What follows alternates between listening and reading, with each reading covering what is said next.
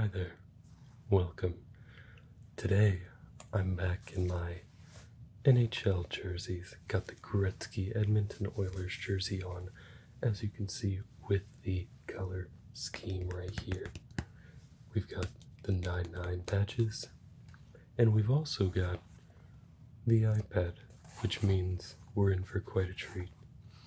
Now, we're going to be looking at a redraft of the, I believe, top 16 NHL draft picks from the 2015 draft.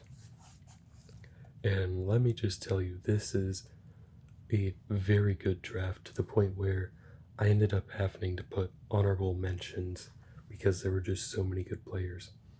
And I want to start with the honorable mentions. These start a little out of order, but they do get in order in a second. Number 1, Dylan Strome did not make our list. He was drafted number 3. Andrew Mangiapane was drafted 166th. He had that very good season a few years ago. Ever since Dale Sutter has taken over, he hasn't been quite the same player, but still a very good player. Well, a good player, not a very good, but you get the point. Connor Garland. Connor Garland was drafted 123rd overall, and it feels like he's just kind of overlooked constantly. I feel like he's a gritty guy that just isn't afraid to get the puck, and when he does, he's not an elite player, but once again, a good player to be picking up at 123rd. And the very next pick, Ethan Bear at 124, is also a very, very good defenseman. Once again, not elite, but when you look at the numbers at 124, that's kind of a steal of a pick. Vladislav Gavrikov, same story. Mason Appleton, not as proven in the NHL as some of the others, but still, he's got that experience. It seems like he's here to stay kind of thing. Marcus Nudavara.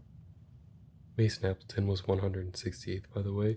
Marcus Nudavara was 189, and now we get into order, with Pavel Zacha being the first that didn't make the list, and he was drafted number 6. He probably would have been drafted in that very next spot, if I'm being honest. Lawson Krause, another one where if we drafted the whole first round, he would have definitely been in it. Denis Gurianov, number 12. Joel Eriksson Ek at number 20. Current RFA arbitration goaltender for the Toronto Maple Leafs, Ilya Samsonov, chosen at number 22. Travis Konechny at 24. Jack Roslovic at 25. He was in that package deal from Winnipeg with Patrick Laine for Pierre-Luc Dubois. Roslovic and Laine went to Columbus, and PLD went to Winnipeg, and he was just sent to the Kings this offseason. Christian Fischer, very easy to overlook him at 32. I believe he's an Arizona Coyote. Last time I checked, he was still an Arizona Coyote. Pretty good player, good NHL guy. Maybe on another team, he's like a middle 6, maybe a bottom 6 guy, but overall, really good Arizona Coyote. Brandon Carlo at number 37. Good top 4D right there. AJ Greer. Last time I checked, he was on the Devils, and he was picked up 40th overall. Mackenzie Blackwood, a former Devil, picked up at 42. Eric Cernak at 43. He is a top 4 defenseman for the Tampa Bay Lightning, and he is solidified in that top 4, which is very good for them because they need good defensemen. I believe he's a right shot defenseman, which makes him even more valuable. Next up, Daniel Sprong, now with the Seattle Kraken. I really liked Sprong in Pittsburgh. I thought he was a good all-around player that just wasn't getting enough of a shot. He was drafted number 46. Current Buffalo Sabre, Jordan Greenway, picked at 50, came from the Minnesota Wild. Jonas Siegenthaler, I believe, once again, another New Jersey Devil. Could be wrong on that. I'm not going to pretend that I'm 1,000% sure on that, but I'm pretty sure he's a Devil. Keegan Colasar at 69, nice. Aiden Hill at 76, just won the Stanley Cup with Vegas Golden Knights. And I don't know if Colasar is still with Vegas, but if he is, he just won one as well. And then Adam Gaudette at 149. He's definitely a middle six to bottom six guy. Definitely a third to fourth liner, mostly a third liner maybe. Now, we get into the lottery picks. The way this happened was Edmonton, Buffalo, Arizona, Toronto, Carolina, New Jersey, Philadelphia, Columbus, San Jose, Colorado, Florida, Dallas, Boston, Islanders, and that is what we're at. So that is 1, 2, 3, 4, 5, 6, 7, 8, 9, 10, 11, 12, 13, 14, 15, 16. So it's one outside of the lottery for this year. I was thinking the 32 teams thing, but that was not the case yet in this year. So, number one, easily, still Connor McDavid. If anybody ever doesn't have Connor McDavid as the number one overall pick in any redraft, immediately disbelieve it, because he, in just over 500 games, he has 303 points, 547 assists for 850 points, which is elite. He's a human highlight. He's known as the next great one. He was compared to Sidney Crosby, but he's like less than 400 points away from Crosby and he's got like 500 games less. It's crazy.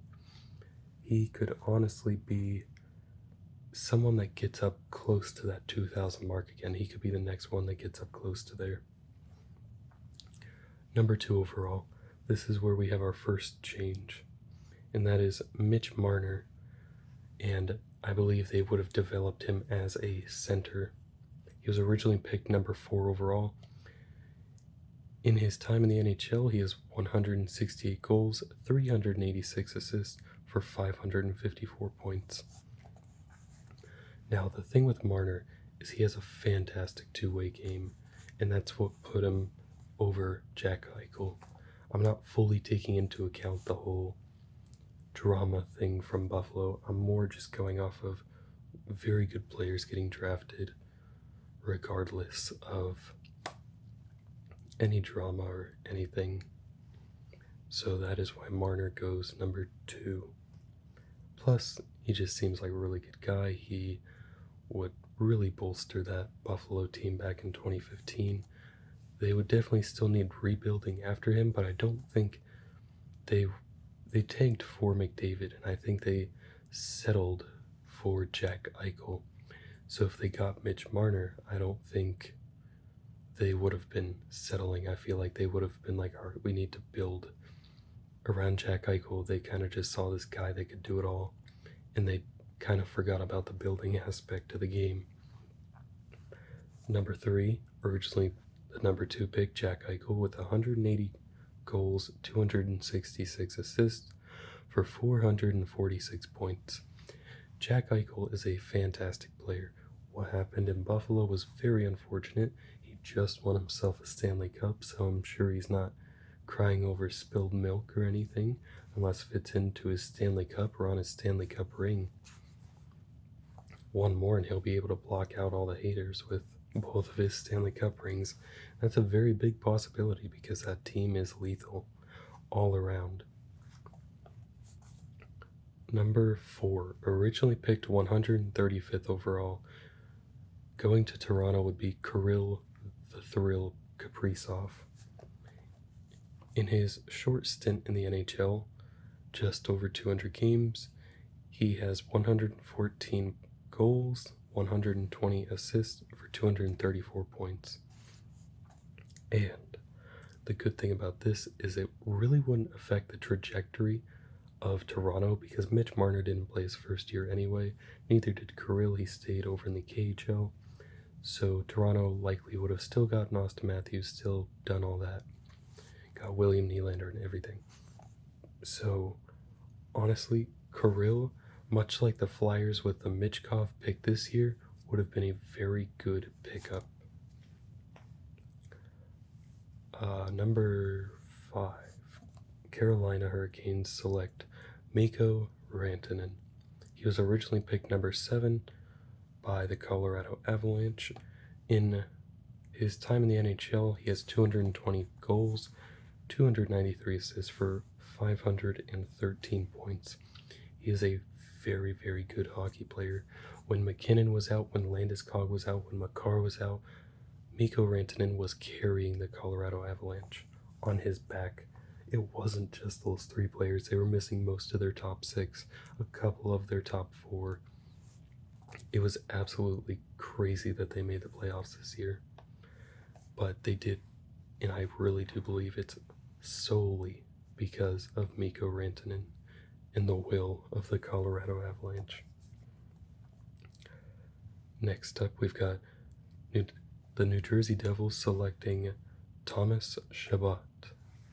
Originally drafted at number 18, Chabot is a very, very good defenseman that has 53 goals, 176 assists, and 229 points in his time in the NHL. Numbers with defensemen like this don't always tell the full story. Ottawa loves this guy. He's known as one of the most underrated defensemen in the NHL, and I think the Devils would be very happy to have Thomas Chabot. Next, the Philadelphia Flyers select Sebastian Aho, and I'm talking the Carolina Hurricanes version of Sebastian Aho, not the New York Islanders version of Sebastian Aho. Aho has 218 goals, 250 assists for 460 points. I believe he could have been a very exemplary piece to that 2015 Flyers team, back with Giroux and Voracek and Couturier. It was a very different team back then. I feel like I could throw out the name Steve Mason and maybe I still hit on that name. But Sebastian Aho, fantastic. He's really developed his overall 200-foot game, good two-way player, and that is why he's selected by the Flyers. With the next pick, the Columbus Blue Jackets select Kyle Connor. Kyle Connor, because he's in Winnipeg and Winnipeg always has this drama, he's kind of overlooked.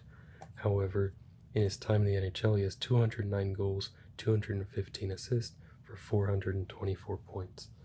He is a very, very good player.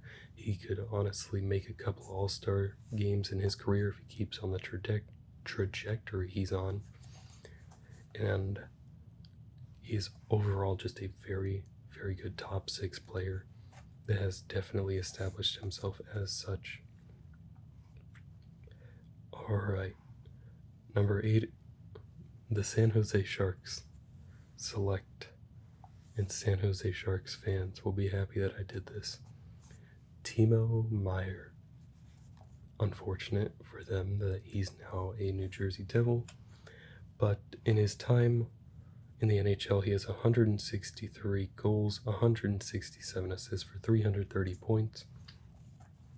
Timo Meier is one of those players that was electric all around when it came to the offensive side. I don't remember his defensive game being as good. However, I do remember playing NHL 22, 21, 20, and Timo Meier was always one of those players that was a very good pickup early and mid-game. Alright, with the number 9 pick, the Colorado Avalanche select Matthew Barzal.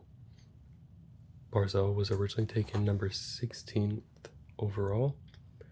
He has 105 goals, 257 assists, and 362 points in his stint in the NHL. He is an incredible first-line player. I believe if he was in any other team other than the Islanders, he would easily have over 400, potentially over 450 points by now. However, that is not really the Islanders' game. The Islanders' game is defense, and so Barzal does not get to shine as much. I think if Barzal was to be taken by someone like Edmonton or someone like Toronto, someone with an elite goal scorer, he would easily be looked at in the same light as Draisaitl right around now. However, that's not the Islanders' game, and they don't really have a pure goal scorer, so he still has very good numbers for the team he's on. With the next pick, the Florida Panthers select Troy Terry, originally chosen 148th overall. This one I was back and forth on. This one I was very back and forth on. Originally, I think I had Rasmus Anderson. No, I had Dylan Strome. This Troy Terry is the one that knocked out Dylan Strome. Troy Terry has 75 goals, 101 assists for 176 points in his stint in the NHL. And that only tells about half of the story. Last season, he had 61 points in 70 games. Currently, he's eligible for arbitration. He's looking to get a bag, obviously, with 61 points in 70 games. I genuinely believe that Troy Terry is a key piece to the Anaheim Ducks' future. And I'm sure Florida would have loved to have Troy Terry, but Terry, Zegras, McTavish, and Carlson looks like it's going to be a pretty crazy team in the upcoming future, in the next few seasons.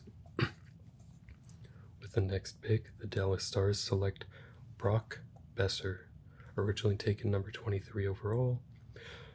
139 goals, 172 assists, 311 points.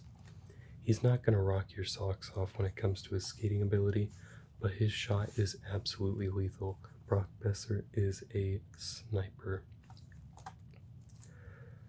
I think Brock Besser is returning to his former glory. I think being in Vancouver for so long is honestly draining on him a little bit.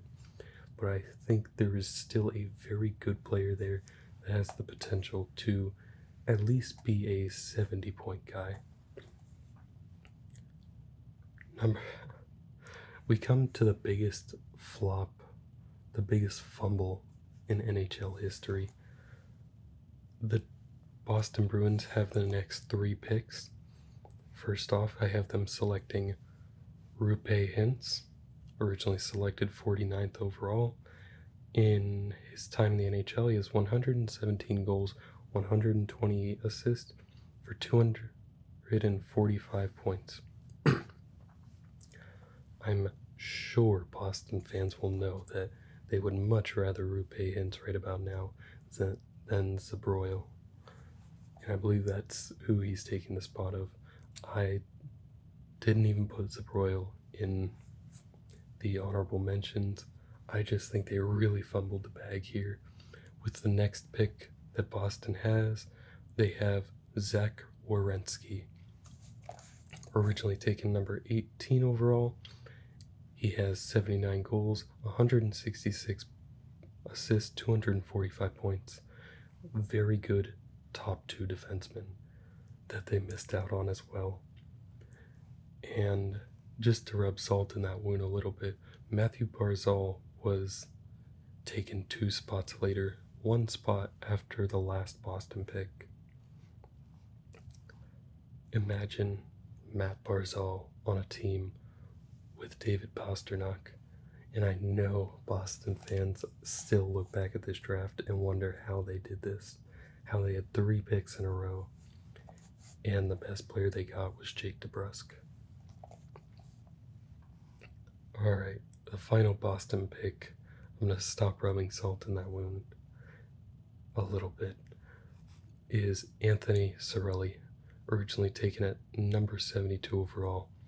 He has 77 goals, 111 assists, and 188 points. Cirelli is one of those guys that he's on such a good team that he's not getting the same minutes he would with a team like Boston. In Boston, he probably would have been like a second line guy, maybe second power play. But because he's on Tampa, I believe he's still on second power play. He might be on the second line, but I think he's on the wing. Cirelli, I feel like, could have been a very good center in the league. And with Boston having Rupe Hintz, Anthony Cirelli, and Patrice Bergeron, and David Krejci, that could have been a lethal four centers. So, gonna leave Boston alone now. I thought about going a little bit, throwing a little shade back. I don't hate Boston. I really actually like Boston. It's just, man, did they missed 3 times in a row. With the final pick, the number 16 pick, I have Rasmus Anderson, who was originally selected number 53 overall. Anderson has 27 goals, 134 points in 161 games. That doesn't tell the whole story. He's a very, very good top 4 center. I think he's overlooked a lot of the times. I think that he's not a perfect player, but I do think he's a very good player. As a defenseman, I feel like he's got a pretty solid defensive base, and he's got a bit of an offensive edge, especially in the playmaking department, so I'd consider him a bit of a two-way defenseman. If I remember correctly, he's also kind of a big guy, so he has that going for him. And that, my friends, is it. Let me know what you would have done if you had to redraft this 2015 draft. It was a very good draft, very deep draft. A lot of players came out of it. And honestly, this is just how I saw it. There were players like Lawson Kraut. A lot of the Arizona guys got overlooked, I'm not even gonna lie, because I don't know a whole lot about Arizona. I will say Lawson Kraut was one name that stood out. He's definitely like a grindy player that I really like to have in my NHL franchise mode. I like to trade for him a lot of the times. But that is it for this video. Thank you for being here. I will see you in the next one.